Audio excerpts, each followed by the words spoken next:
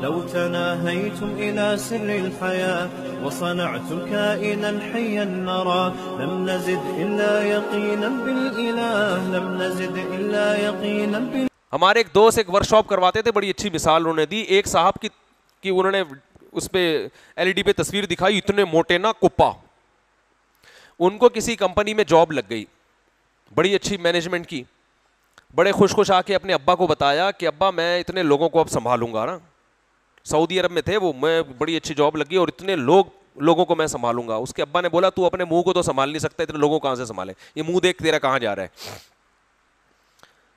بالکل صحیح کہا کہ بھائی تو اپنے منہ کو نہیں سنبھال سکتا, اپنی توند کو نہیں سنبھال سکتا, تو ہزاروں لوگوں کو کہاں سے سنبھالے گا.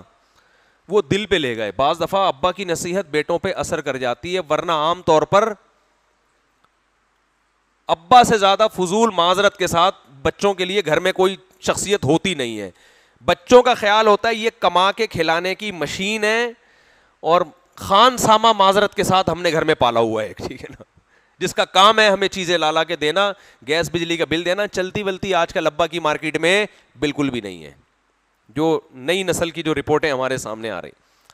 تو لہذا کسی آدمی پر باپ کی نصیحت اثر کر جائے تو میں کہتا ہوں اس کے ہاتھ پہ بیعت ہو جاؤ. بہت نیک آدمی, ابا نے کچھ کہا اور اس کی سمجھ میں آ گیا. دوست سمجھائیں تو سمجھ میں آتا ہے, باپ کی نصیحت آج کل سمجھ میں ہی نہیں آ رہی. حالانکہ سب سے زیادہ تو احسان اس کے ہیں بھائی, تجربہ اس کا ہے. تو کہتے ہیں کہ مجھے میرے باس نے کہا, میرے ابا نے کہا کہ تو اپنا منہ تو سنبھال نہیں سکتا, تو کمپنی کیا سنبھالے گا. یہ دل پہ لے گئے. پھر انہوں نے اپنے اسکیجول دیکھا کہ میں کتنے برگر کھاتا ہوں, کتنے پراٹھے پھوڑتا ہوں, کتنی کولڈ ڈرنک. انہوں نے کہا آج سے میں نے اس منہ پہ کیا کرنا ہے, یہ جو اللہ نے نقشہ دیا ہے نا گول, اور باڈی بھی کیا ہو گئی تھی. انہوں نے مجھے پوری پکچر دکھائی اس بندے کی, وہ بھی ایسے پرکار کی طرح پورا گول, پتہ ہی نہیں چل رہا چوڑائی کہاں ہے لمبائی کہاں ہے اس بندے کی. یوں کھڑا کر دو, کھوپڑی اٹھا کے یہاں فٹ کر دو تو بھی ٹھیک ہے, جس طرف سے دیکھو ٹوٹل سے بھی زیادہ, ٹھیک ہے. تو خیر انہوں نے پھر ایکسرسائز شروع کی, کھانے پینے پہ کیا کیا, کنٹرول. پراٹھے مراٹھے چھوڑ دیے, کنٹرول کیا کھانے پہ. اور اللہ کی قدرت کے 1 سال کے اندر آدھے سے زیادہ مارکیٹ سے وہ شارٹ ہو گئے. لوگ کہہ رہے ہیں باقی کہاں ہے یہ, لیکن اس کا فائدہ یہ ہوا ڈاکٹروں نے کہا کہ 10 سال شوگر کو آپ نے آگے دھکیل دیا ہے, آپ کو شوگر ہونے والی تھی, چشمہ اتر گیا, اتنے موٹے چشمے لگے ہوئے تھے, چشمہ اتر گیا, صحت خاندانی ہو گئی.